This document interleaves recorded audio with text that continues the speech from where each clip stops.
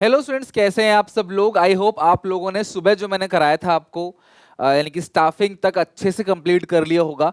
अभी बहुत ज्यादा नहीं है, बस दो चैप्टर, उसमें से एक चैप्टर बहुत छोटा है, कंट्रोलिंग। डायरेक्टिंग कंट्रोलिंग आज कर लेते हैं। इसके एमसीक्यू केस स्टडी वो सारा कुछ आज रात तक खत्म कर दो। मतलब हमारा टारगेट ये है कि आज रात तक एट एनी कॉस्ट पहला पार्ट खत्म कर देना है, ताकि कल और परसों का जो हमारा टाइम रहेगा, कल कल में सेकंड पार्ट खत्म कर देंगे अपना, और एक दिन अपने पास रिजर्व रखेंगे सारी चीजों को रिवाइज करने के लिए। और बिफोर बोर्ड एग्जाम क्लास में सुबह लाइव लूंगा आपकी 5 बजे, तो रेडी रहना, उठ के पूरा का पूरा सिलेबस आराम से बैठ के रिवीजन करना। कॉपी पेन ले लेना, कुछ चीज काम की लगे तो उसे लिख लेना, ताकि वो हमेशा दिमाग में रहे। ठीक है, तो अभी स्टार्ट करते हैं डायरेक्टिंग कंट्रोलिंग का अच्छे से revision. Directing basically human element है। सो स्टाफिंग भी ह्यूमन एलिमेंट था। यस, स्टाफिंग डायरेक्टिंग दोनों ह्यूमन एलिमेंट है, क्योंकि यहाँ पे ह्यूमन के बिहेवियर को स्टडी की जाती है। डायरेक्टिंग बेसिकली बताता है कि भाई तुम्हें दिशा देता है, भाई तुम्हें क्या काम करना है, कैसे करना है। काम एक्चुअली में जब तक एम्प्लॉयज को आप डायरेक्ट नहीं करोगे वो काम करना शुरू नहीं करेगा। तो ये एक ऐसा फंक्शन है जो इनिशिएट करता है एक्शन को। डायरेक्टिंग इज टेलिंग पीपल, लोगों को बताता है और देखता भी है कि वो काम सही से कर रहे हैं कि नहीं कर रहे। ठीक है, डायरेक्टिंग के फीचर्स की बात करें, पहला है initiate action. It is a function of management where actual work start by giving direction. यहाँ पे काम एक्चुअली में शुरू होता है। कंटिन्यूअस एक्टिविटी है, directing is a continuous activity. Manager has continuously guide, supervise और मोटिवेट। कंटिन्यूअसली क्लास, ये कोई ऐसी चीज नहीं जो एक बार कर दिया आपने। कंटिन्यूअसली गाइड करने की, सुपरवाइज करने की जरूरत पड़ती है। पर्वेसिव है, हर लेवल ऑफ मैनेजमेंट पे हर जगह क्लास की जरूरत है। यूनिवर्सल फेनोमेनन है। मैं भी आपको गाइड करता हूँ, आप भी अपने जूनियर्स को गाइड करते हो। छोटी कंपनी, बड़ी company, profit making, not for profit making, social, school, hospital, charitable trust, हर जगह डायरेक्टिंग की जरूरत पड़ती है। डायरेक्टिंग में काम होता है, इसीलिए क्लास डायरेक्टिंग जो है ना वो परफॉर्मेंस ओरिएंटेड है। एक्चुअली क्लास यहाँ पे देखा जाता है कि आपकी परफॉर्मेंस कैसी है। Directing is a human element. It involve study and molding of human behavior, improve communication also. It motivate employees to perform with their best ability. Directing ऊपर से नीचे आता है, ऑब्वियसली क्लास दिशा ऊपर वाला नीचे वाले को देगा और ऊपर वाला नीचे वाले को गाइड करेगा। बेनिफिट क्या होगा class? Helps to initiate action, directing काम को शुरू की करता है यहाँ पे। Helps to start the activity in the organisation, ये सब कीवर्ड्स है जो नीचे लिखा हुआ है। To integrate employees effort, it being together employees work at different places through proper communication. ठीक है, तो ये एम्प्लॉयज को इंटीग्रेट करेगा। Means of motivation, directing class encourage करेगा लोगों को, encourage employees to perform with their best ability. अपनी बेस्ट एबिलिटी से परफॉर्म करने के लिए क्लास डायरेक्टिंग मोटिवेट करता है। It helps to adopt class, adopt changes या एडजस्ट चेंजेस। कोई भी चेंजेस अगर इन्वायरमेंट के अंदर आ रहा है तो डायरेक्टर्स यानी जो मैनेजर्स होते हैं वर्कर्स को गाइड करते हैं, डायरेक्ट करते हैं, सो दैट कि उस चेंजेस को अडॉप्ट कर सके। अगर कोई बदलाव आता है, मान लो आपके सिलेबस में कोई बदलाव आता है, टीचर्स आपको गाइड करे, सपोर्ट करे, तो आप उस बदलाव को एक्सेप्ट कर लोगे। Bring stability and balance in the organisation, create balance between top और लोअर लेवल।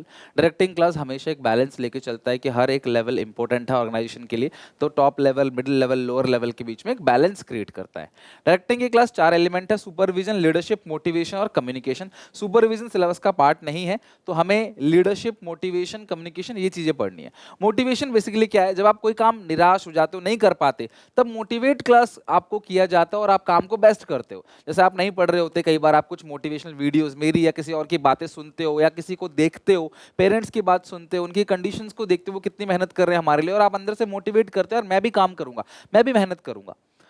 तो मोटिवेशन क्लास स्टिमुलेट करता है, इंस्पायर करता है और इंड्यूस करता है एम्प्लॉयज को, ताकि वो अपनी बेस्ट एबिलिटी से परफॉर्म करे, अपना बेस्ट दे। जो रेस्टलेस, तना थका हारा था, वो क्लास उसको बेस्ट एबिलिटी से परफॉर्म करे। एक साइकोलॉजिकल टर्म है, एम्प्लॉय को फोर्स नहीं किया जा सकता, एम्प्लॉय के अंदर से, मन से आता है। क्रिएटिंग, इसकी जो कीवर्ड्स है वो क्या है? Creating will to do work. When employees lose their interest in job, then this element is use. Improve किया जाता है, एम्प्लॉय का इनिशिएटिव लेवल बढ़ता है। इंड्यूस किया जाता है क्लास, ताकि अपनी बेस्ट एबिलिटी से परफॉर्म कर सके। साइकोलॉजिकल प्रोसेस है क्लास, और डिजायर को देखता है एम्प्लॉयज। देखो, किसी को भी आप मोटिवेट कर सकते हो उसकी डिजायर को देख के, उसकी नीड को देख के, उसकी डिजायर को देख के आप उसे मोटिवेट कर सकते हो। मोटिवेशन पॉजिटिव भी हो सकता है, नेगेटिव भी हो सकता है। अगर आप कह रहे हो कि भाई ये काम कर लो, आपको रिवॉर्ड मिलेगा, तो वो पॉजिटिव मोटिवेशन है, और पनिशमेंट मिलेगी तो वो नेगेटिव मोटिवेशन है। कई बार डर के भी आदमी काम करता है। फीचर्स की बात करें, गोल ओरिएंटेड है क्लास, इंटरनल फीलिंग है, पॉजिटिव भी हो सकता है, नेगेटिव एग्जांपल दे दिया मैंने, कॉम्प्लेक्स है, इतना इजी नहीं है क्लास किसी को मोटिवेट करना, मतलब ये हर किसी के बस की बात नहीं है, किसी के अंदर से झिझोड़ दे उस इंसान को। कंटिन्यूअस प्रोसेस है क्लास, और मोटिवेशन आपकी नीड के अकॉर्डिंग चेंज होता रहता है, आपको हमेशा सेम चीज के लिए मोटिवेट नहीं किया जा सकता, आपकी नीड क्या है, आपको इस टाइम जो जरूरत है उस जरूरत को पकड़ के आपको मोटिवेट किया जा सकता है, और जरूरतें बदलती रहती हैं। मैस्लो ने नीड हिरार्की थ्योरी बनाई है, इनके अकॉर्डिंग क्लास ये नीड्स हैं जिनको क्लास आपको पूरा करना है, ठीक है। सबसे पहला है फिजियोलॉजिकल नीड, रोटी कपड़ा मकान। ये बेसिकली क्या होता है, ये देखो मैस्लो साहब ने कहा है इंसान की नीड को देखो, उसके अकॉर्डिंग उसको मोटिवेट करते चलो, step by step, hierarchy, line by line, और सारी नीड पूरी मत करो, सारी नीड पूरी करोगे तो उसके पास मोटिवेट होने का कोई रीजन नहीं बचेगा, आप उससे काम नहीं करा सकते, सब कुछ है उसके पास, वो क्यों मोटिवेट होगा। तो फिजियोलॉजिकल नीड रोटी कपड़ा मकान के लिए होता है, गरीब लोगों के लिए होता है, लोअर लेवल एम्प्लॉयज के लिए क्लास ये होता है फिजियोलॉजिकल नीड। अगला है क्लास, उनको मतलब पैसों से मोटिवेट किया जाता है। अगला है क्लास सेफ्टी सिक्योरिटी नीड, जब वो उसकी फिजियोलॉजिकल नीड रोटी कपड़ा मकान पूरा हो जाता है उसके बाद चाहता है सेफ्टी, आज रोटी कपड़ा मकान तो है, मेरा फ्यूचर सिक्योर है कि नहीं, कल को मुझे रोटी कपड़ा मकान मिल पाएगा कि नहीं, फिजिकल सिक्योरिटी, इकोनॉमिकल सिक्योरिटी, उसकी बात करता है वो। फिर धीरे धीरे सोशल नीड यानी friendship, group membership, social connection बनाना चाहता है। फिर उसे चाहिए रेस्पेक्ट, यानी नॉन मॉनेटरी इंसेंटिव से हम उसको रेस्पेक्ट दे सकते हैं, रैंक दे सकते हैं क्लास, रिकॉग्निशन दे सकते हैं, सेल्फ कॉन्फिडेंस। लास्ट है सेल्फ एक्चुअलाइजेशन नीड या सेल्फ फुलफिलमेंट नीड, जब वो जो बनना चाहता है वो बन जाता है, उसको बोलते हैं क्लास सेल्फ एक्चुअलाइजेशन नीड। यहाँ पे फिर उसके बाद मोटिवेट होना बंद हो जाएगा। तो ये 5 नीड ध्यान रखना, physiological need, safety and security need, social need या बिलोंगिंगनेस नीड, स्टीम नीड, और लास्ट है क्लास सेल्फ एक्चुअलाइजेशन नीड। ये पांचों नीड मैस्लो की नीड हायरार्की थ्योरी के अंदर मैस्लो ने दिया, जिसको लाइन बाय लाइन पूरा करना है। बहुत अच्छे से क्लास इसको लर्न करके जाना। मोटिवेट करने के लिए क्लास हम वर्कर को इंसेंटिव दे सकते हैं, जो कि पैसों के रूप में अगर हुआ तो उसको बोलते हैं फाइनेंशियल इंसेंटिव, अगर क्लास अदर देन मनी है उसको बोलते हैं non financial incentive. Financial incentive के अंदर क्या क्या आता है, पे एंड अलाउंसेस, पे एंड अलाउंस मतलब आपको सैलरी, डियरनेस अलाउंसेस, ये सारी चीजें दी जाएंगी। प्रॉफिट शेयरिंग, कंपनी बोलती है इतना प्रॉफिट हम कमाएंगे, 100 करोड़ का प्रॉफिट हम कमाएंगे, उससे ऊपर जो भी होगा हम आपके साथ शेयर कर देंगे, this is called profit sharing. तो कंपनी में एम्प्लॉय चाहेंगे कंपनी 200 करोड़ कमाए, तो जो 100 करोड़ एक्स्ट्रा कमाएगी वो कंपनी हमारे साथ शेयर करेगी। अगला है class bonus, one time extra payment है, दिवाली के टाइम पे या किसी एनुअल डे पे कंपनी क्लास बोनस देती है।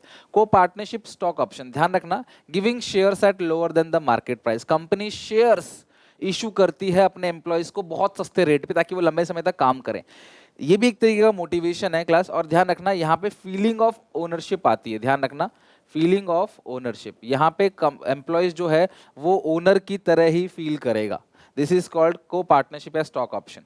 नेक्स्ट है क्लास कमीशन। कमीशन की बात करते हैं क्लास, तो कमीशन बेसिकली सेल्स बेसिस पे दिया जाता है, जो कमीशन है वो दिया जाता है क्लास बेसिकली अगर आपने एक टारगेट अचीव किया उसके बेसिस पे दिया जाता है, उससे भी वर्कर मोटिवेट होगा, और सारे में पैसे दिए जाते हैं, इसलिए इसको बोलते हैं financial incentive. Productivity link with wage incentive, productivity link with wage incentive का मतलब क्या है क्लास की जो वेजेस है वो आपको ज्यादा मिलेगा अगर आप प्रोडक्शन ज्यादा करोगे, तो जितना ज्यादा प्रोडक्शन करोगे उतना हायर रेट से आपको वेज मिलेगा। अगला है रिटायरमेंट बेनिफिट्स। रिटायरमेंट बेनिफिट का मतलब कि जब आप रिटायर होके जाते हो, जब 50 साल 60 साल की एज हो जाती है, आप कंपनी को छोड़ के जा रहे हो, तो आपको बहुत सारा पैसा मिलता है। अगला है क्लास पर्क्विजिट्स। पर्क्विजिट्स मतलब क्या है कि जैसे लीव, ट्रैवल कंसेशन, आपके बच्चों के एजुकेशन का अलावेंसेस आपको मिलता है, घर मिलता है, गाड़ी मिलती है ना, शॉफर मिलता है क्लास, कार मिलता है, ये सारी चीजें क्लास पर्क्विजिट्स के अंदर आती हैं, जो एक्स्ट्रा बेनिफिट्स आपको मिलते हैं। ये सारे के सारे क्लास फाइनेंशियल इंसेंटिव है, यानी ये सारे के सारे इंसेंटिव वो हैं जो मनी में मेजर किए जा सकते हैं, इसको मॉनेटरी इंसेंटिव भी कहा जाता है, और ये दिया जाता है क्लास वर्कर्स को ताकि क्लास वो मोटिवेट हो। लोअर लेवल एम्प्लॉयज के लिए फाइनेंशियल इंसेंटिव बहुत ज्यादा जरूरी होता है।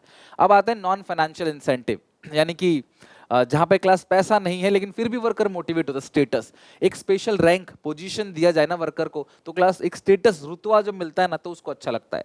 करियर एडवांसमेंट अपॉर्चुनिटी, कहने का मतलब क्या है क्लास, उसको मौका दो कि आपका प्रमोशन हो सकता है, आप प्रमोशन कर नहीं रहे, सिर्फ एक अपॉर्चुनिटी दे रहे हो प्रमोशन का। अगला class employees recognition. Employees recognition का मतलब क्या होता है क्लास, एम्प्लॉयज को कॉन्ग्रेचुलेट करना, डिस्प्ले करना नोटिस बोर्ड पे नाम उसका, अवार्ड देना, ट्रॉफी देना, सर्टिफिकेट देना, गुड सजेशन के लिए रिवॉर्ड देना क्लास, मोमेंटोस, ट्रॉफीज, ये सारी चीजें क्लास उसको देना, मेडल देना। तो इससे क्या होगा क्लास, कोई टी शर्ट, कोई कैप, इससे क्या होगा क्लास, उसको लगेगा, उसका नाम लगा देना, best employee of the month. ये सारी चीजें क्लास एम्प्लॉय रिकॉग्निशन के अंदर आती हैं। उसको लगता है कि हाँ यार कंपनी में मैं कुछ हूँ, और वो मोटिवेट होता है और अच्छे से काम करने के लिए। जॉब सिक्योरिटी, आप उसको निकालोगे नहीं, ये भी मोटिवेट करेगा उसको, कंपनी आप मुझे निकालेगी नहीं, मैं अच्छे से काम करता हूँ, काम मेरे को रिस्क नहीं है निकलने का। ठीक है, हालांकि नेगेटिव भी है, सरकारी नौकरी में कई बार एम्प्लॉइज इसका फायदा भी उठाते हैं। अगला है क्लास एम्प्लॉय पार्टिसिपेशन। किसी भी डिसीजन मेकिंग में आप एम्प्लॉय को बुलाओ और पार्टिसिपेट करवाओ कि यार आप क्या सोचते हो, आप बताओ। तो एम्प्लॉय को लगेगा कि यार बोर्ड में इतने लोगों में यार मेरे को पूछा जा रहा है, तो कहीं ना कहीं क्लास उसको मोटिवेशन मिलेगा इसके अंदर। अगला है क्लास ऑर्गेनाइजेशनल क्लाइमेट, यानी कि एक अच्छा रिलेशनशिप, यानी सुपीरियर सबॉर्डिनेट का अच्छा रिलेशनशिप होना चाहिए, तभी कंपनी में एम्प्लॉय मन से काम करेगा। तो उसके लिए क्लास ऑर्गेनाइजेशन क्लाइमेट है। जॉब इनरिचमेंट, जॉब ऑटोनॉमी, कई बार challenging job, different kind of job, routine job करते करते वर्कर्स बोर हो जाते हैं, तो जहाँ पे काम में उनका मन है, जहाँ उसका इंटरेस्ट है, या कोई डिफरेंट जॉब, चैलेंजिंग जॉब, थोड़ा सा हटके जो जॉब है, अगर हम वो उनको देना, तो इससे क्लास वर्कर काफी मोटिवेट होगा। इसको बोलते हैं जॉब इनरिचमेंट या job autonomy. These all are non financial incentive. Okay, now moving to next topic, leadership. ध्यान रखना class, leadership refers to process of influencing, जहां पे इन्फ्लुएंसिंग होगा behaviour of people in such a manner that they strive willingly and enthusiastically towards the achievement of group objective. He take care of his followers. यहाँ पे class leader जो है अपने साथ लोगों को लेके चलता है किसी पर्टिकुलर गोल को अचीव करने के लिए। लीडर इनको ऐसे इन्फ्लुएंस करता है ताकि क्लास वो खुद चाहते हैं कि हाँ यार हम गोल को अचीव करें, बार बार धक्का नहीं देना पड़ता, एक बार पुश करना पड़ता है। तो ये कैसे पहचानोगे, ये लीडरशिप है। Influencing the behaviour of other, maintaining good interpersonal relationship, influencing employees to voluntary perform working with cooperation and coordination. ये लाइन पेपर में क्लास केस स्टडी में पूछा गया था एक बार। Influencing employees to voluntary perform working with cooperation and coordination, तो समझ जाना ही लीडरशिप है। लीडरशिप की 3 स्टाइल हैं, बहुत इंपॉर्टेंट है, डेमोक्रेटिक, ऑटोक्रेटिक, और क्लास और ऑटोक्रेटिक को अथॉरिटेटिव भी बोलते हैं, या लेजर फेयर या फ्री रेन। देखो ऑटोक्रेटिक लीडरशिप में होता क्या है, जो लीडर है ना क्लास, वो इनको ज़्यादा पढ़े लिखे लोग नहीं, अपना दिमाग नहीं लगा सकते, तो इनको क्लास ऑर्डर देता है काम करने के लिए अनक्वेश्चनली। आपको क्वेश्चन नहीं पूछना, इससे क्लास काम पूरा करके दे, कोई पावर नहीं देंगे, सिर्फ काम देंगे, आप काम करके दो, अपना दिमाग मत लगाना। इसको बोलते हैं ऑथोरिटेटिव या ऑटोक्रेटिक लीडरशिप। यहाँ डायरेक्टर को नो सजेशन टेकन, कोई सजेशन नहीं लेता, सिर्फ ऑर्डर दिया जाता है। ये बहुत अच्छा लगता है मुझे पर्सनल, डेमोक्रेटिक, जहाँ पे जो लीडर है ना वो सबसे मिलजुल के क्लास डिसीजन लेता है। ये सारे लोग कैपेबल है डिसीजन लेने के लिए, सजेशन लिया जाता है क्लास। यहाँ पे बहुत सेटिस्फेक्शन मिलता है क्लास वर्कर्स को। यहाँ पे तो हिटलर जैसा हिसाब हो गया, यहाँ सिर्फ इसको सेटिस्फेक्शन मिलेगा लीडर को, इनको कुछ नहीं मिलेगा, लेकिन यहाँ पे सबको सेटिस्फेक्शन मिलेगा, और क्लास सबके मिलजुल के डिसीजन जो है सबसे मिलजुल कर लिया जाता है। फ्री लीडरशिप, जहाँ पे लीडर कहता है भैया मैं आपको सारा पावर दे रहा हूँ, आप अपने आप खुद करो, मुझे आप पे पूरा भरोसा है, इमरजेंसी होगी तो मुझे बुला लेना, अदरवाइज मुझे डिस्टर्ब मत करना। यहाँ पे एक दिक्कत है कि लीडर का जो कंट्रीब्यूशन है ना वो थोड़ा सा हम लोग खो देते हैं, बट हाँ यहाँ पे एम्प्लॉयज को काफी फ्रीडम मिलता है, सुपीरियर कोई भी क्लास इनको इंटरफेरेंस नहीं करता काम में, और इनको भी ग्रेटर सेटिस्फेक्शन इसके अंदर मिलता है। 3 डिफरेंट काइंड ऑफ लीडरशिप है जो क्लास कंपनी अपने अकॉर्डिंग क्लास फॉलो कर सकती है, चाहे वो ऑटोक्रेटिक हो, डेमोक्रेटिक हो, या फ्री रेन लीडरशिप हो। तो क्वेश्चन इसमें से पूछा आता है, डायग्राम जरूर बनाना पेपर में क्वेश्चन आया तो। अगला क्लास कम्युनिकेशन, इंफॉर्मेशन को ए से बी पास करना, दिस इज कॉल्ड कम्युनिकेशन। मेरे मन में कोई आइडिया आया, मैं आपके साथ शेयर करना चाहूंगा, तो किस तरीके से, स्पोकन वर्ड से, गेस्चर से, या लिख के, किसी भी तरीके से, this is called class communication. तो कम्युनिकेशन में शेयरिंग ऑफ आइडिया है, व्यूज है, मैसेज है, कम्युनिकेशन 2 वे प्रोसेस है, और directing ability of manager depend upon his communication skills. तो कम्युनिकेशन स्किल्स तो बहुत इंपॉर्टेंट है आज की डेट पे, कैसे आप लोगों को कन्विंस कर सकते हो, लोग आपकी बात को सुने, ऐसा क्या बोलो, तो ये बहुत इंपॉर्टेंट है क्लास कम्युनिकेशन स्किल्स को डेवलप करना, जो डायरेक्टिंग का ही पार्ट है। कम्युनिकेशन प्रोसेस, अब कम्युनिकेशन का प्रोसेस क्या होता है, सबसे पहले आता है पर्सन सेंटर। सेंटर वो पर्सन है जिसके मन में आइडिया आया है, उसके मन में जो आइडिया आया है, जो कंटेंट है, उसको हम लोग बोलते हैं मैसेज। वो मैसेज को पहले इनकोड करेगा, इनकोड मतलब ऐसी लैंग्वेज में कन्वर्ट करेगा ताकि कोई भी उसे समझ ना पाए। उसके बाद क्लास वो मीडिया सेलेक्ट करेगा, बहुत टाइप का मीडिया होता है, इंटरनेट से, चिट्ठी से, कॉल पे, कैसे मैसेज को भेजेगा।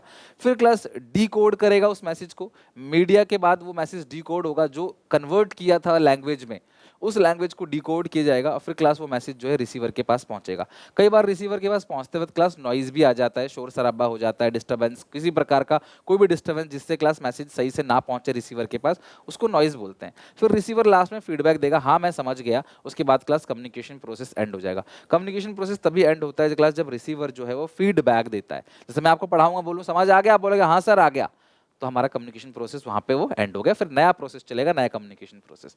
कम्युनिकेशन दो टाइप का होता है, हंसी मजाक गपशप चल रहा है इनफॉर्मल कम्युनिकेशन, काम की बात चल रही है फॉर्मल कम्युनिकेशन। फॉर्मल कम्युनिकेशन का एक टाइप होता है, this is called vertical communication, ऊपर से नीचे या नीचे से ऊपर। ऊपर से नीचे क्या क्या आता है क्लास, ऑर्डर्स आते हैं, पॉलिसीज आते हैं, प्लान्स आते हैं, रूल्स आते हैं, ठीक है। नीचे से ऊपर क्या जाता है क्लास, रिक्वेस्ट जाती हैं, क्योस, कंफ्यूजन, डिमांड्स, ये सब नीचे से ऊपर जाती है। तो जो कम्युनिकेशन ऊपर से नीचे आ रहा है उसको डाउनवर्ड, जो नीचे से ऊपर जा रहा है उसको अपवर्ड कम्युनिकेशन बोलते हैं। जब दो लोग तीन लोग सेम डिपार्टमेंट में, मतलब सेम लेवल ऑफ अथॉरिटी के साथ काम कर रहे हैं, वो आपस में कम्युनिकेट कर रहे हैं, purchase manager, sales manager, HR manager, तीनों कम्युनिकेट कर रहे हैं, this is called horizontal communication.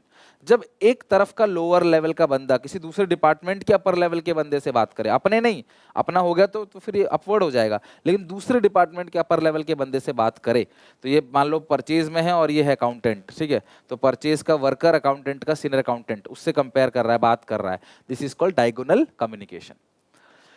Formal और इनफॉर्मल कम्युनिकेशन, इनफॉर्मल कम्युनिकेशन मैंने बताया हंसी मजाक होता है क्लास, स्ट्रेस रिलीज करने के लिए, मेंटल सेटिस्फेक्शन के लिए, सोशली हम लोग एक दूसरे से कनेक्ट रहते हैं, और उसमें एक नेटवर्क बन जाता है, नेटवर्क ऑफ ग्रेप वाइन, अंगूर का गुच्छा, इनफॉर्मल कम्युनिकेशन में।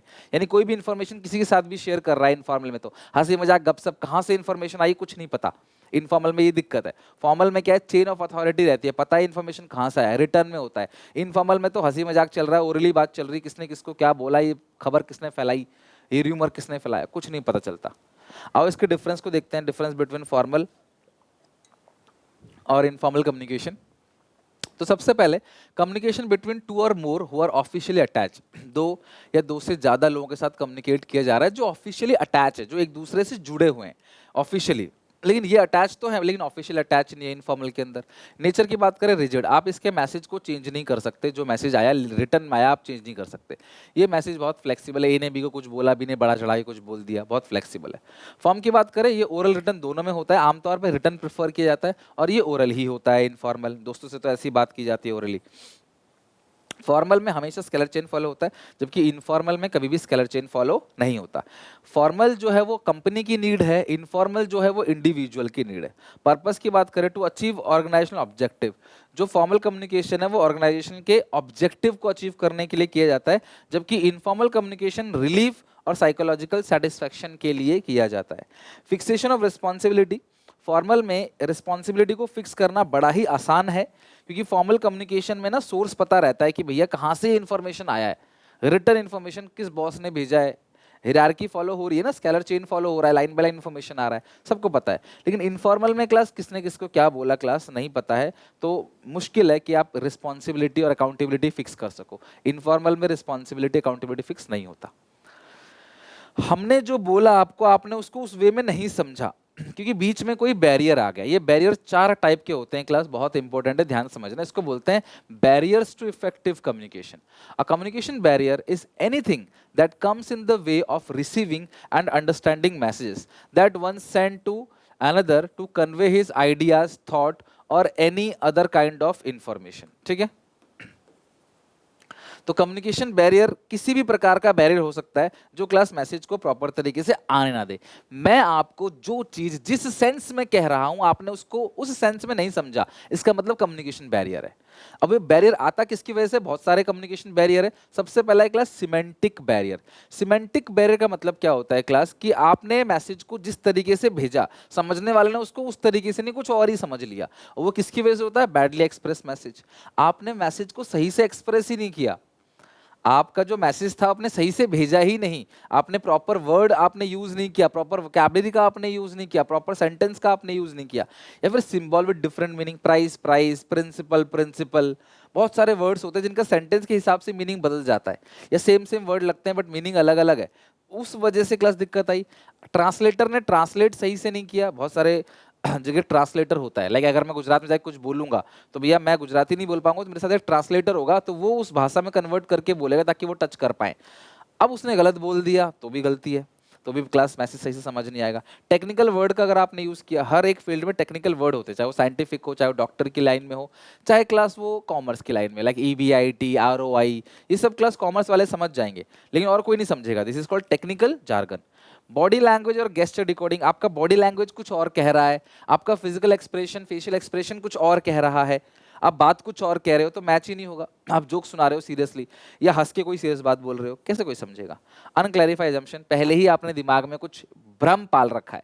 मेरे लिए पहले ही कोई नेगेटिविटी दिमाग में अगर कोई भर देगा आपके, तो मैं नेगेटिव ही लगूंगा आपको। This is called unclarified assumption. लेकिन कुछ बैरियर होते हैं साइकोलॉजिकल बैरियर, जो आपकी दिमागी अवस्था पे डिपेंड करता है। प्री मैच्योर इवोल्यूशन, यानी क्लास पहले ही आपने कंक्लूजन पे पहुंच गए मैसेज को बिना पूरा सुने। मैं कोई बात बोल रहा हूँ, मेरे पूरा करने से पहले आप समझ गए हाँ जी ये बोलने वाला है इंसान, तो आप पक्का गलत सोचोगे, बैरियर आएगा। या फिर आपने मैसेज को ध्यान से नहीं सुना तो भी दिक्कत आएगा। तीसरा ऑर्गेनाइजेशनल बैरियर, कंपनी की खुद की प्रॉब्लम है, कंपनी की पॉलिसी ऐसी है कि आप फ्री फ्लो ऑफ कम्युनिकेशन नहीं कर सकते, जिससे जहां मिलना हो आप नहीं मिल सकते। रूल रेगुलेशन बहुत स्ट्रिक्ट है, कंपनी में स्टेटस डिफरेंस है तो नहीं मिलते कि भाई ये तो नीचे लेवल का बंदा, मैं इससे क्यों बात करूं। कॉम्प्लेक्स, आपने देखा होगा लाइफ में, जो आपसे ऊपर है, ठीक है, जो आपसे ऊपर है ना, उसके पास आपके लिए टाइम नहीं है, आप मैसेज करोगे वो नहीं दिखेगा, नहीं सुनेगा। लेकिन अगर उसका बॉस उसे मैसेज कर दे जो उससे ऊपर है, वो तुरंत अवेलेबल हो जाएगा। मेरी बात समझ रहे हो। तो यही चीज़ है, स्टेटस डिफरेंस है। कॉम्प्लेक्स ऑर्गेनाइजेशन बहुत कॉम्प्लेक्स है, किसी से बात करना, कम्युनिकेट करना इतना आसान नहीं है। जैसे अगर आप देखोगे ना कि गूगल का या फिर कोई भी क्लास ऐसी कंपनी है जहाँ पे हेल्पलाइन बहुत आसानी से अवेलेबल है, आप कॉल करते हो बात हो जाती है, सॉल्यूशन मिल जाता है। लेकिन कुछ जगह ऐसे होता है जहाँ पे आप ईमेल करो, रिप्लाई आएगा 10 दिन 4 दिन बाद, 72 घंटे बाद, तो वो फ्री फ्लो ऑफ कम्युनिकेशन नहीं चाहते। लेकिन जो क्लास तुरंत आपको कॉल नंबर दे रखा है, तुरंत आपके पास कॉल आता है, मिस कॉल नंबर दे रखा है, मिस कॉल मारते हो कॉल आता है, बात होती है, तो वो फ्री फ्लो ऑफ कम्युनिकेशन। तो कई बार कंपनी की खुद की पॉलिसी ऐसी होती है ना, जिसकी वजह से कम्युनिकेट करना बड़ा मुश्किल है। ये तो बाहर की नहीं, कंपनी के अंदर की भी, कि आप अपने बॉस से नहीं मिल पा रहे, आप अपने सीनियर से नहीं मिल पा रहे, जूनियर से डायरेक्टली नहीं मिल पा रहे, ये सब प्रॉब्लम आती है। खुद की कमी, आपकी खुद की भी तो कमी हो सकती है कि आपको सुपीरियर को, सबऑर्डिनेट पे कॉन्फिडेंस ही नहीं है। मुझे मेरे वर्कर पे कॉन्फिडेंस ही नहीं है, तो मेरा कुछ समझाया समझ नहीं आएगा उनको, ना उनका मुझे समझाया मैं समझ पाऊंगा। लैक ऑफ इंसेंटिव, आप इंसेंटिव नहीं दे रहे, या आपको डर है कहीं अथॉरिटी खो ना जाए, जिसकी वजह से क्लास कम्युनिकेशन में बैरियर आता है। This is called personal barrier. Semantic सबसे ज्यादा इंपॉर्टेंट है, जो आपको ध्यान रखना है, ठीक है। Semantic barrier is most important among all these barriers. अब बात करते हैं कम्युनिकेशन को इम्प्रूव कैसे करें। सर कम्युनिकेशन को बेहतर कैसे करें। आप कोई भी आइडिया, कोई भी क्लास आप कम्युनिकेट करने जा रहे हो ना, तो उस आइडिया को ना क्लैरिफाई कर लो बिफोर कम्युनिकेटिंग। एक बार उस आइडिया को जो है वो क्लैरिफाई करो कि आप कहना क्या चाह रहे हो। रिसीवर की नीड के अकॉर्डिंग हमेशा कम्युनिकेट करो। कंसल्ट करो दूसरे लोगों से कि यार मैं ये चीज़ बोलने वाला हूँ, क्या पता कुछ आप गलत बोलने वाले हो, आपको नहीं समझ आ रहा, दूसरे बता दे। प्रॉपर लैंग्वेज, प्रॉपर टोन और मैसेज का कंटेंट बेहतर रखो। फीडबैक लो वर्कर से कि हम समझ आ गए आपको। उस कम्युनिकेशन का आज का इम्पैक्ट और फ्यूचर का इम्पैक्ट दोनों की बात करो। आज ये इम्पैक्ट होगा, फ्यूचर में इम्पैक्ट होगा। Be a good listener, open mind होना चाहिए क्लास, यानी कि कोई भी रेस्ट्रिक्शंस कम्युनिकेशन के बीच में नहीं आना चाहिए। ओपन माइंडेड होना चाहिए, यानी कि क्लास आप हर चीज़ को खुल के समझ सको, समझा सको। और गुड लिसनर, आप अच्छे से क्लास बात को सुनो, ये आपको होना चाहिए कि आप जो बंदा बोल रहा है ना, आप उसकी बात को अच्छे से सुनो। अगला है क्लास कंट्रोलिंग चैप्टर। अगर मैं बात करूं कंट्रोलिंग की, तो ये आखिरी फंक्शन नहीं है। कोई भी ये मत बोलना कि कंट्रोलिंग इज द ला, प्राइमरी फंक्शन प्लानिंग है, but controlling bring back planning function again. तो ये जब भी फंक्शन की बात होती है ना, कंट्रोलिंग दोबारा प्लानिंग तक लेके आ जाता है, खत्म नहीं होता, एंड कुछ नहीं है। तो पहचानो कैसे, ध्यान रखना।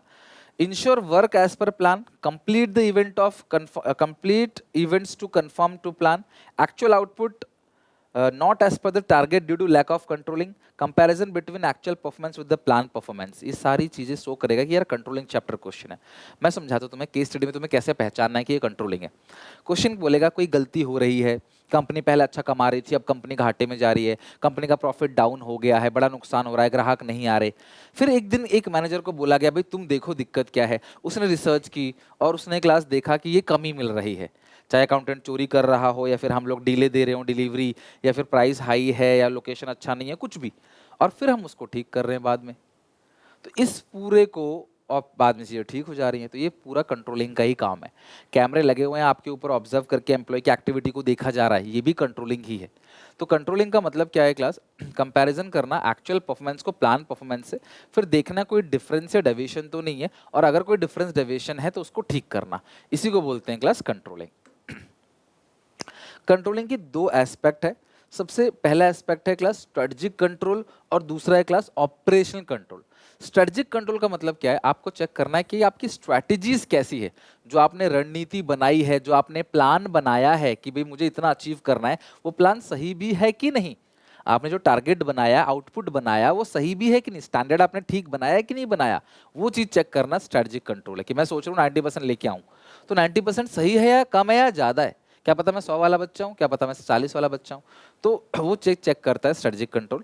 ऑपरेशनल कंट्रोल चेक करेगा क्लास की मैनेजरल एक्टिविटीज, जो मैनेजर्स है ना उनकी एक्टिविटीज कैसी है। इंटरनल चेक रखता है मैनेजर्स के ऊपर, कंपनी के मैनेजर्स कौन कौन सी एक्टिविटीज कर रहे हैं, क्योंकि आपको पता है कंपनी के मैनेजर्स ही कंपनी को चला रहे होते हैं, मालिक नहीं, मैनेजर कंपनी को चला रहे होते हैं, तो उनकी एक्टिविटी पे नजर रखना इज कॉल्ड ऑपरेशनल कंट्रोल। ठीक है। नेचर ऑफ कंट्रोलिंग, नेचर और फीचर की अगर बात करें कंट्रोलिंग की, सबसे पहले गोल ओरिएंटेड। ऑब्वियसली आप अपने जो एग्जिस्टिंग परफॉर्मेंस है उसको प्लान परफॉर्मेंस से कंपेयर कर रहे हो, ताकि आप देख सको कि आपका गोल अचीव हुआ कि नहीं। कंटिन्यूअस है, सारे प्रोसेस क्लास कंटिन्यूअस है, हर जगह चलता है क्लास, आप लोग भी करते हो, छोटी कंपनी बड़ी company, profit making not for profit making, तो ये यूनिवर्सल फेनोमेनन है। कंट्रोलिंग फॉरवर्ड लुकिंग भी है, बैकवर्ड लुकिंग भी है। फॉरवर्ड लुकिंग क्यों है क्लास? कंट्रोलिंग सिर्फ कंपैरिजन से खत्म नहीं होता, एक्चुअल परफॉर्मेंस को प्लान परफॉर्मेंस से कंपेयर किया जाता है, डेविएशंस को देखा जाता है, उसे ठीक किया जाता है, और दोबारा क्लास देखा आता है कि अगले साल वो चीज रिपीट ना हो, तो ये फॉरवर्ड लुकिंग है। और क्योंकि हम प्लान परफॉर्मेंस से एक्चुअल परफॉर्मेंस को कंपेयर करते हैं, तो ये क्लास बैकवर्ड लुकिंग भी है। कंट्रोलिंग क्लास गोल ओरिएंटेड के अंदर आता है कि goal as per plan goal achieve हो जाए। अगर कहीं लिखा रहेगा ना ensure work accomplishment as per plan, accomplishment मतलब पूरा होना, तो समझ जाना गोल ओरिएंटेड है। कंटिन्यूअस मतलब नेवर एंडिंग ऑनगोइंग फंक्शन है। पर्वेसिव का मतलब यूज एवरीवेयर, यानी ये यूनिवर्सल है, हर टाइप की कंपनी में चलता है। और backward means looking performance, and forward means suggestion measures. ठीक है, तो ये सारे के सारी क्लास आगे फीचर्स। बेनिफिट्स की बात करें तो सबसे पहला बेनिफिट है क्लास एम्प्लॉयज को मोटिवेट करेगा। कैसे? आप एम्प्लॉयज की गलतियों को पकड़ रहे हो, उसको ठीक कर रहे हो, ताकि वो फ्यूचर में रिपीट ना हो, तो इससे क्लास एम्प्लॉयज मोटिवेट होंगे कि हाँ यार हमारे ऊपर कोई है जो हमारी गलतियों को सुधार रहा है। It helps in achieving organisation goal, goal को अचीव करने में मदद करेगा, प्लान पे फोकस करता है ये। जजिंग एक्यूरेसी ऑफ स्टैंडर्ड्स, यानी मेक श्योर करता है कि आपने अपना जो स्टैंडर्ड बनाया है, जो टारगेट बनाया है, वो अंडर या ओवर एस्टिमेट ना हो गया हो। Making efficient use of resources, controlling ensures no wastage of resources. Controlling इस बात को इंश्योर करता है कि रिसोर्सेज का वेस्टेज जो है वो ना हो। कंट्रोलिंग एरर को कम से कम करता है, controlling helps in minimising error. Controlling class performance को इंप्रूव करेगा। एरर कैसे कम करता है क्लास पता है ना आपको? गलतियों को पकड़ता है, ठीक करता है, उसको ढूंढता है गलती के रीजन क्या है, क्यों टारगेट अचीव नहीं हुआ, उसको ठीक करेगा ताकि आगे वो चीजें खत्म हो जाए, वो प्रॉब्लम खत्म हो जाए। एरर को मिनिमाइज करता है, और कंट्रोलिंग क्लास आपके परफॉर्मेंस को भी इंप्रूव करेगा। ये सारे के सारे क्लास हो गए बेनिफिट्स ऑफ कंट्रोलिंग। अब आते हैं कंट्रोलिंग के प्रोसेस पे। तो कंट्रोलिंग में सबसे पहला प्रोसेस है टारगेट को सेट करना, स्टैंडर्ड्स को सेट करना, फिर एक्चुअल परफॉर्मेंस को मेजर करो, उसको कंपेयर करो प्लान परफॉर्मेंस से, फिर देखो कोई डेविएशन तो नहीं है, और है तो उसको क्लास ठीक करो, और फिर वर्कर से फीडबैक लो ठीक करने के बाद कि अब तो ये डेविएशन ठीक हो गया, अब तो ये प्रॉब्लम ठीक हो गई। लाइक अगर मान लो कि मशीनरी से प्रोडक्शन अच्छा नहीं हो रहा, तो अपडेट करो मशीनरी को, नई टेक्नोलॉजी लेके आओ मशीनरी में, यही तो होगा ना। देखो कमियां पकड़ो कि कमी क्या क्या है, फिर उसको ठीक करो, जो भी प्रॉब्लम है उसको पकड़ो, देन उसको ठीक करो। This is called class feedback in controlling. अच्छा, ये जो एनालाइजिंग डेविएशन है, इसमें दो तरह के डेविएशन है, इसको बोलते हैं सीपीसी और एक बोलते हैं class M B, management by exception और critical point control. Critical point control क्या है? Giving more attention to the activity and department which are more important and more critical, whereas non critical area can be ignore. Critical point control कहता है भैया सबसे पहले उसको पकड़ो जो पूरे ऑर्गेनाइजेशन को नुकसान पहुंचाए, जो होल कंपनीज के ऊपर नुकसान डाले। प्रोडक्शन कॉस्ट बढ़ रहा है तो that is more critical. Postal expense बढ़ रहे हैं, उस पर हमारा कंट्रोल नहीं है, भेजने का जो खर्चा है सामान उस पर हमारा कंट्रोल नहीं है, प्रोडक्शन की कॉस्ट पे हमारा कंट्रोल है, तो उसको बोलते हैं क्रिटिकल पॉइंट, पहले उसको ठीक करना है। एमबी क्या कहता है? एक रेंज सेट कर दो डेविएशन का, कि भाई हमने आपको बोला 1000 यूनिट बनाना है, तो 900 और 1000 1100 बनाओगे तो ठीक है चलेगा। रेंज उससे बाहर गई अगर, तो क्लास हम टॉप लेवल मैनेजमेंट को शिकायत करेंगे। यानी कि एक रेंज बना दो डेविएशन की, उससे कम प्रोडक्शन नहीं होना चाहिए, और अगर उस रेंज तक डेविएशन है तो क्लास आप इग्नोर करो, फिर परेशान ना हो। मतलब मैं एमबी कहता है अगर आप सब कुछ कंट्रोल करना चाहोगे तो आप कुछ भी कंट्रोल नहीं कर पाओगे। इग्नोर करो माइनर, जो माइनर चीजें है ना क्लास, आपको उसको इग्नोर करना है और मेजर चीज पे फोकस करना है, उसको बोलते हैं एमबी। तो जहां पे रेंज सेट करने की बात हो, जहां बात हो सब कुछ कंट्रोल करना चाहोगे तो सब कुछ खो दोगे, कुछ भी कंट्रोल नहीं कर पाओगे, वो एमबीई है। और दो में से किस एक चीज पे सबसे ज्यादा फोकस करना है, वो सीपीसी है। थोड़ा बहुत लगेगा सिमिलर बट डिफरेंस है। लास्ट है प्लानिंग और कंट्रोलिंग का क्लास रिलेशनशिप। सबसे पहला नेचर कॉन्सेप्ट आपको पता होना चाहिए, मीनिंग प्लानिंग क्या है, thinking in advance, what is to be done, how it is to be done, when it is to be done and by whom it should be done। Controlling का मतलब है comparison of actual performance with plan performance, if there is any deviation making corrective measures.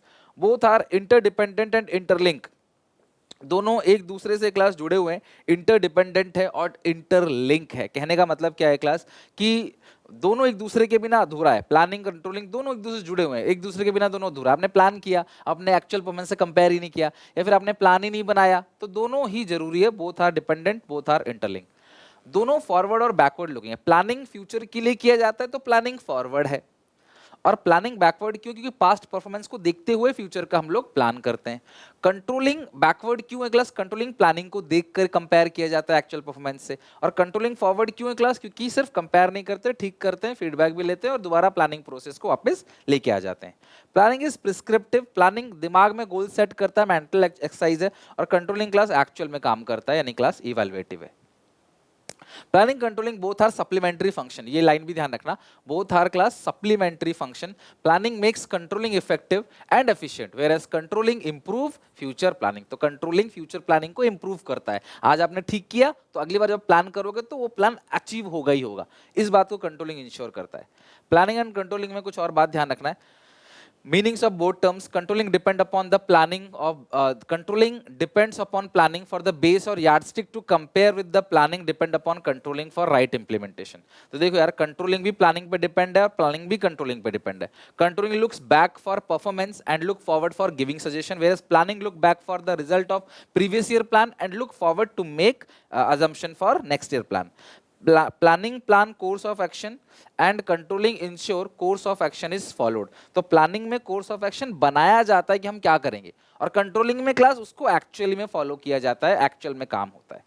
ये है class आपका पूरा का पूरा part है। फाइनली क्लास आज हमने अपना पूरा पार्ट ए 50 मार्क्स का अच्छे से खत्म कर दिया ना। मेरी आप सबसे रिक्वेस्ट है, आज रात 12 बजे तक आप दिन पूरी मेहनत करो शिद्दत से और पार्ट ए खत्म करो, 50 नंबर पक्के करो। ये मुझे बताना आप। मैं इसके बाद क्लास आपका पार्ट बी कराऊंगा, पूरा का पूरा रिवीजन एक दिन एक्स्ट्रा रख के चल रहा हूँ। फिर उसमें जो भी कुछ और चीजें बोलोगे जो छूट गई है, आपको लग रहा है इसमें दिक्कत आती है, न्यूमेरिकल्स है, चाहे जो भी प्रॉब्लम है बीएसटी में, पूरा खत्म करूंगा। आखिरी पेपर सबसे बेहतर जाएगा, इसकी मेरी गारंटी है। मेहनत कर लो अच्छे से क्लास, 12 ही चैप्टर है, जी जान लगा दो। यही 2 दिन बचे हैं बस, फिर आप एंजॉय करना, हफ्ता 10 दिन फुल फ्री रहना, उसके बाद अपनी सीवीटी की प्रिपरेशन करना। तो please work hard and then party harder. मेहनत करो, मैं आपके साथ हूँ। वीडियो अच्छी लगे लाइक करना, शेयर करना अपने सारे दोस्तों में। कोई दिक्कत हो कमेंट करना। मिलते हैं नेक्स्ट वीडियो में, till then take care, bye bye.